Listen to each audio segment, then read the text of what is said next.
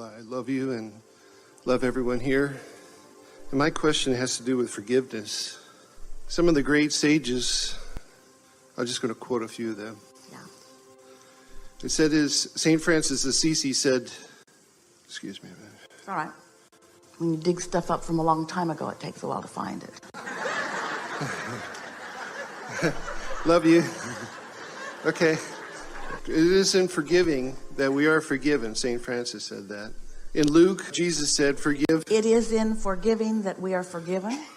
So as you move through these, would you like our current software update? Yeah.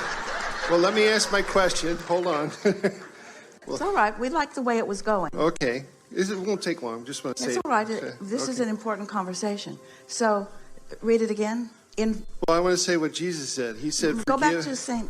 Francis of Assisi. Yeah. He said, it is in forgiving that we are forgiven. All right. So here's the way we would express that to you in the verbiage that you've been hearing from us. Just relax and stay with us right here. Okay. All right. Yeah. So your inner being is always offering you a vibration of adoration. Your inner being only sees you as worthy. Your inner being never offers a vibration of blame or fault finding to you. So when you match that vibration, then and only then do you receive the, if you want to call it forgiveness, we'd rather call it love, that is always being offered to you. So it's not that you had to do it in order for Source to then do it back. Source is always doing it, and when you do it, you match it and recognize it. Yeah. That makes sense to you? Yeah. I had a long journey. We often have said, we are going to hear you out, but you're going to really like this unfolding. We often have said that we have never forgiven. There's nothing to forgive. It's because just, we have never blamed to begin with. You're we have totally unconditional love and light. I know that. I know that. So how do you go back and undo something that you never doed? Well, I just want to unshackle myself from this past and move forward and let my cork float. So what did Jesus say? He said, forgive and you shall be forgiven. Even Buddha said to understand everything. Actually, what Jesus said was, forgive and you will match the vibration that is always being offered to you. But translators often can't hear it in the clear, precise way that it is being offered. If you are coming from a premise that you have done wrong, then that's the only way that you're going to be able to translate that. But you all have moved past that, haven't you? Forgiveness feels good because it's letting go of the cork and letting it float. That's the best updated description or definition of forgiveness that we could give you. In condemning, you've got the cork under the water. In letting go of your issue with someone, your cork floats and you're back into your natural vibration in sync with your source. Yeah, I understand. And you call it forgiveness. We call it letting go of the cork. It's just to trust that again for me is where I am. Well, test it. Condemn yourself and feel your inner being unavailable to you. Then love yourself and feel your inner being right there, meeting you with your own loving thoughts about yourself. There's no way you can misunderstand it. Test it. Love yourself or love others and feel the harmony of that. Or condemn and find fault and blame and feel the discord in that. And then choose the one you like the most. I hear that. It's just choosing that vibration and focusing with that onto that. Like our friend just now, you can't get there all at once. It's a muscle you have to practice. If you've been practicing being mad at yourself or somebody else, then those are the thoughts that law of attraction is dishing up for you most often. But if whenever it happens, you make a soft other choice, you choose something that feels a little better and something that feels a little better, gradually your inclination will be in that higher, less resistant stance. The very fact that negative emotion can exist is your proof that there is a higher vibration. Because if your inner being would join you in your discordant thought, then there would be no separation between you and your inner being. Therefore, there would be no emotion. The very negative emotion that you feel is the evidence of the love that Source has for you.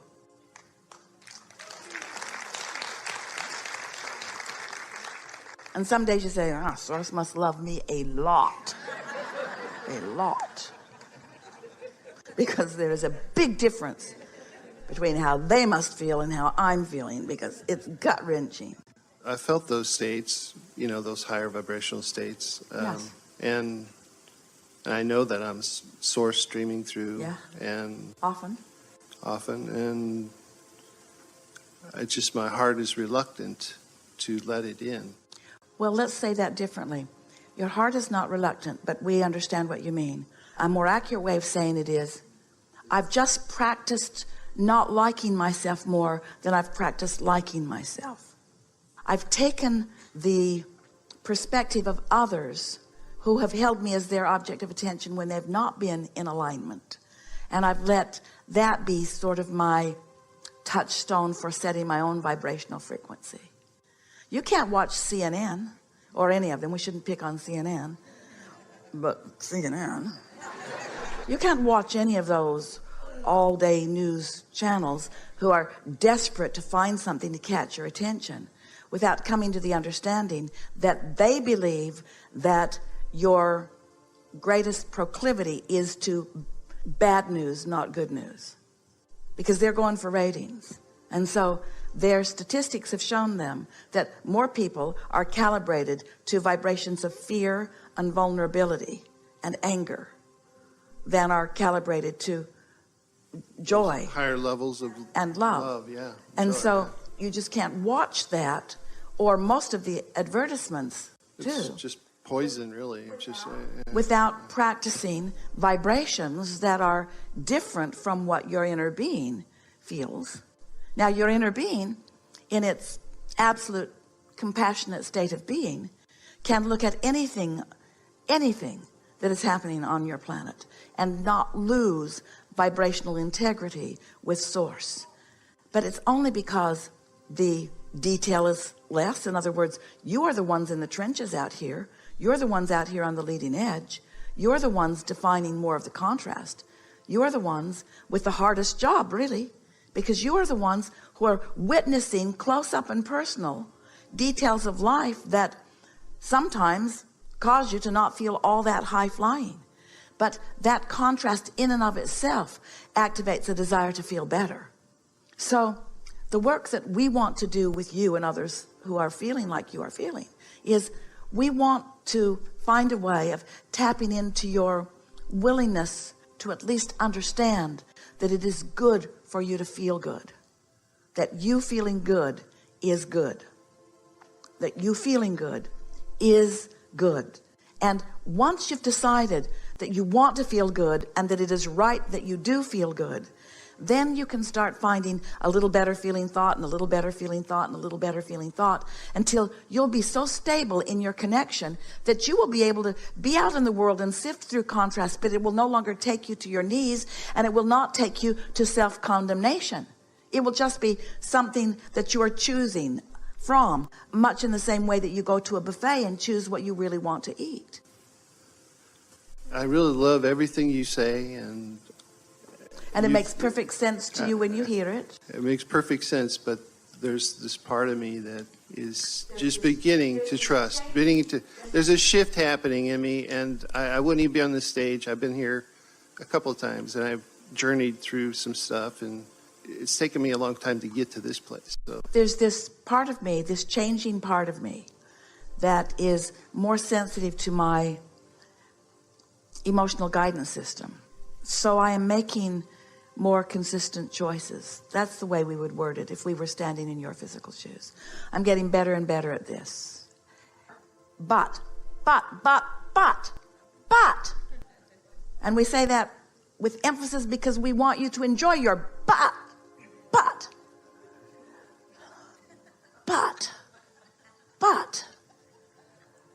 I can't hold it there all the time. There are always new things that sort of shake me a little bit, but I'm getting better and better and better at knowing the difference. My guidance system is awake now, and I understand what it means. When you feel negative emotion, it's not because your inner being is not proud of you. It's because you're not in the vibrational vicinity of the pride your inner being has for you. That's all. But with your parents or people around you, teachers or even peers that may not be understanding all of this, when they disapprove of you, they sort of go after you in an attitude of you should change, and then my opinion of you would change. And so that's why it's hard to trust your inner being, because most people aren't like that. If you've got a dog, that dog will teach you what your inner being knows. Yeah, they're always tapped in, tuned in, turned on. I mean, Always I know loving that. you. Yeah. Always loving you. Always quick to go right there. Yeah. I just got confused, about who to trust in my field of awareness, and had to find my address to me, to my alignment. But I think you've got that sorted out. Now just enjoy what you know and don't suffer when you deviate from it. It's all right, which is what our friend was talking about in the first segment. Did you want to talk more specifically about things you've overcome, or are you willing to just start from where you are and move forward? Doesn't feel so necessary to talk about part of it was for me to even get up on this stage, to be vulnerable, to open my heart to you and to everyone here. There's no vulnerability in this room. Yeah, it's just all in my head, but yeah, I know it's all in my head. And in the same way, there's no vulnerability because of us. There's no vulnerability because of them. And there's really no vulnerability out in the world either. But it takes a little while for you to come to know that. It's not easy to accept the predominant, powerful point of view of source energy, because you all have become so accustomed to translating everything that you understand through your physical senses, where you can see it and hear it and smell it and taste it and touch it. And source is about solar plexus. And so really what it comes down to is you got to trust your emotions more than what you see, more than what you hear, more than what you smell, especially that, more than what you taste or touch. You got to trust your emotional senses. You know how sometimes you'll hear, and it's really accurate, when someone who is physically focused has one or more of their senses that is not operating the way most do. Someone is not sighted, or they cannot hear. And they always speak of how their other senses become stronger.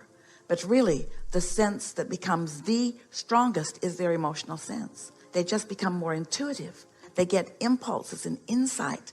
You could have no physical senses, and while you would not enjoy this time-space reality anywhere near to the degree that you do with all of your physical senses translating vibration, we really want you to play those physical senses down while you play your emotional senses up. Because once you are alert and aware of your emotions, you can catch them at the earlier subtle stages, and then it won't feel like a runaway train. Then it won't feel like something you can't control, because you can subtly guide it, just like we're talking about the rumble strips on the road. It's easy for you, for most of you who've been driving. You understand about driving. And when you feel the rumble strip, you don't make a big deal about it. You say, oh my God, what was I thinking? I've allowed my car to drift onto the rumble strip. I am so inadequate and unworthy. I should have listened to my mother. Instead, you just say, oh, if I keep this up, I'm going to be off the bridge. It's not even something that you consciously are contemplating. You just bring yourself back into alignment. It's a natural awareness response, you see. And in time, that's what a little bit of negative emotion does for you too. It's the rumble strip. Without having a big conversation about it, you just correct your driving and put yourself into the center of your lane again. That's all. That's all. And it's not more important than that either. Get all four wheels on the other side of the rumble strip. Now things get more dicey. Well, that's kind of where I was. I was completely off the highway. I was on the shoulder driving. And yet you and now didn't go off the cliff. No, isn't that amazing? Yeah. But, Yeah. yeah. And so it's just fine-tuning, isn't it? Yes. Yeah. Yes. Enough? Yes. Thank you. Really good.